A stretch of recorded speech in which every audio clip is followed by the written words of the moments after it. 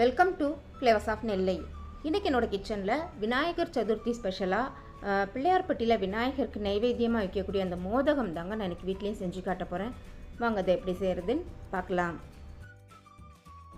1 cup பச்சரிசி எடுத்திருக்கேன். எந்த கப்பில் அரிசி எடுக்கிறோமோ அதே கப்பில் 1/4 கப் அளவுக்கு பாசி பருப்பு எடுத்துக்கலாம். இந்த அரிசி பருப்பு ரெண்டையுமே நல்லா 2-3 தடவை தண்ணி ஊற்றி கழுவுனதுக்கப்புறமா இதில் தேவையான அளவுக்கு தண்ணி ஊற்றி அரை மணி நேரம் ஊற வைக்கணும்.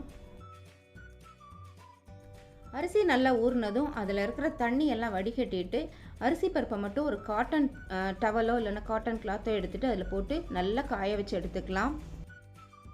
வெயிலில் காய வைக்கணுங்கிற அவசியம் இல்லைங்க. நம்ம ஃபேனுக்கு கீழே காய வச்சாலே போதும். ஏன்னா இதில் இருக்கிற ஈரப்பதம் மட்டும் போனால் போதும். மறுபடியும் நம்ம இதை வறுத்து தான் எடுக்க போகிறோம். அரிசி காஞ்சதுக்கப்புறம் இந்த மாதிரி கையில் எடுத்து பார்த்தோம் அப்படின்னா ஈரப்பதம் கையில் இருக்கக்கூடாதுங்க. அந்த அளவுக்கு காஞ்சா போதும். இப்போ இதை நம்ம வறுத்து எடுத்துக்கலாம். மொத்தமாக எல்லா அரிசியையும் வறுக்காமல் கொஞ்சம் கொஞ்சமாக சேர்த்துட்டு வறுத்து எடுத்துக்கலாம். இந்த அரிசி நல்லா பொரிஞ்சு வரணும், கொஞ்சம் கலர் மாறணும். அதே மாதிரி இந்த அரிசி கொஞ்சம் பொரிஞ்சு வர ஆரம்பிக்கும். அந்த ஸ்டேஜ் வரைக்கும் இதை வறுத்து எடுத்துக்கலாம். எல்லா அரிசி பருப்பையும் இதே மாதிரி வறுத்ததுக்கப்புறமா நல்லா ஆற விடணும். ஆறுனதுக்கப்புறமா மிக்சி ஜாரில் சேர்த்துட்டு இதை திரித்து எடுத்துக்கலாம். இந்த அரிசியை திரிக்கும் போது ரொம்ப பவுடராக திரிச்சிடக்கூடாது, ரவை பதத்தில் தான் திரிக்கணும். ஒரு பாத்திரத்தில் 1/2 கப் வெல்லம் சேர்த்துக்கலாங்க. இது கூட 1/4 கப் தண்ணி சேர்த்துட்டு இந்த வெல்லத்தை கரைச்சி விட்டால் போதும். பாகுலாம் வைக்கணுங்கிற அவசியம் கிடையாது. நம்ம 1 கப் அரிசியும் 1/4 கப் பருப்பும் எடுத்திருக்கோம். இதுக்கு 1/2 கப் வெல்லங்கிறது கரெக்டாக இருக்கும். இப்போ இந்த வெல்லத்தை கரைச்சி மட்டும் விட்டால் போதுங்க. கரைச்சிட்டு ஸ்டவ் ஆஃப் பண்ணி இதை கொஞ்சம் அப்படியே எடுத்து வச்சிடலாம்.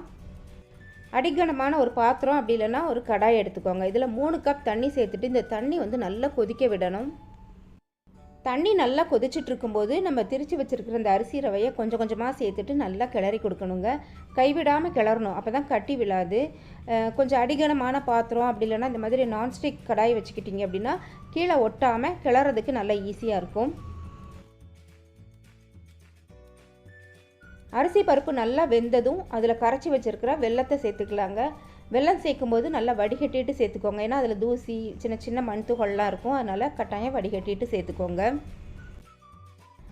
இந்த வெல்லம் சேர்த்ததுக்கப்புறம் பார்த்திங்கன்னா கொஞ்சம் கட்டி விழுற மாதிரி இருக்கும். பயப்பட தேவையில்லை. நம்ம கிளற அது நல்லா உடஞ்சி ஒன்று சேர்ந்து வந்துடும். இப்போல்லாம் சுத்தமான வெல்லம் பவுடராகவே நம்மளுக்கு கிடைக்கிது. அந்த மாதிரி யூஸ் பண்ணுறீங்க அப்படின்னா இதில் தண்ணி சேர்த்துலாம் கரைக்கணுங்கிற அவசியம் இல்லை. டைரெக்டாகவே அந்த வெல்லம் தூளை இதில் சேர்த்துட்டு கிளறி விட்டுறலாம். இந்த அளவுக்கு நல்லா கிளறுனதும் இது கூடவே 1/2 கப் துருவின தேங்காய் சேர்த்துக்கலாம். கூடவே வாசனைக்காக 1/2 டீஸ்பூன் ஏலக்காய் தூளும் சேர்த்துக்கலாங்க. இந்த தேங்காய் 1/2 கப்லேருந்து 1 கப் அளவுக்கு கூட சேர்த்துக்கலாம். தேங்காய் எக்ஸ்ட்ரா சேர்க்கறதுனால டேஸ்ட்டு ரொம்பவே நல்லாயிருக்கும். நான் எனக்கு 1/2 கப் தேங்காய் துருவல் தான் சேர்த்துருக்கேன். சேர்த்துட்டு இது நல்லா திரண்டு வர்ற வரைக்கும் கிளறி எடுக்கணும். கிளறிட்டு கொஞ்சம் கை பொறுக்கிற சூடு வரவும் நம்ம இதை உருண்டைகளாவோ இல்லை அச்சிலையோ கொழுக்கட்டைகளாக பிடிச்சி வச்சிடலாம். கடைசியாக இந்த மாவில் 1 ஸ்பூன் நெய் சேர்த்து கிளறிட்டோம் அப்படின்னா வாசனை ரொம்ப நல்லாயிருக்கும். பாரம்பரியமாக இந்த மோதகம் சின்ன சின்ன உருண்டைகளாக தான் செய்வாங்க. ஆனால் இப்போல்லாம் நம்மளுக்கு இந்த மாதிரி அச்சு கிடைக்கிறதுனால அழகழகான டிசைனில் நம்ம செஞ்சு வச்சுக்கிறோம். அச்சு இல்லைன்னா பரவாயில்ல, சின்ன சின்ன உருண்டைகளாகவும் செஞ்சு வச்சுக்கலாம். நான் 2 விதமாகவும் செஞ்சுருக்கேன். இதே மாதிரி எல்லா மாவுலையும் நம்ம மோதகம் செஞ்சதுக்கப்புறமா நம்ம இதை ஆவியில் வேக வைக்கணும்.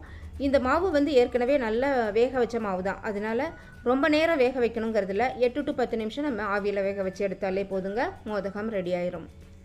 இந்த மோதகம் ரொம்ப சாஃப்டாக, சாப்பிட்றதுக்கு ரொம்ப டேஸ்ட்டாக சூப்பராக இருக்குங்க. மோதகம் எல்லாம் ரெடியாக இருக்குங்க. இப்போ இதை வேக வச்சு எடுத்துக்கலாம். எப்போவுமே இட்லியாக இருக்கட்டும், இந்த மாதிரி கொழுக்கட்டையாக இருக்கட்டும், இட்லி பாத்திரத்தில் தண்ணி ஊற்றி தண்ணி நல்லா கொதிக்க ஆரம்பிக்கும் போது இந்த பிளேட்டை தூக்கி அது மேலே வச்சு வேக வைங்க. அப்போ தான் வெந்ததுக்கப்புறம் இட்லியாக இருக்கட்டும் கொழுக்கட்டையாக இருக்கட்டும் நல்லா சாஃப்டாக இருக்குங்க. விநாயகருக்கு ரொம்ப பிடிச்ச பிள்ளையார்பட்டி மோதகம் ரெடி ஆயிடுச்சு. நீங்களும் இதே மாதிரி செஞ்சு பாருங்கள். இந்த மோதகம் ரெசிபி உங்களுக்கு பிடிச்சிருந்தா மறக்காமல் உங்களோட லைக்ஸ் கமெண்ட்ஸ் எனக்கு கொடுங்க. ஃபஸ்ட் டைம் என்னோடய சேனல் பார்க்குறீங்களா? அப்போ மறக்காமல் என்னோடய சேனலை சப்ஸ்கிரைப் பண்ணி சப்போர்ட் பண்ணுங்கள். தேங்க்ஸ் ஃபார் வாட்சிங்.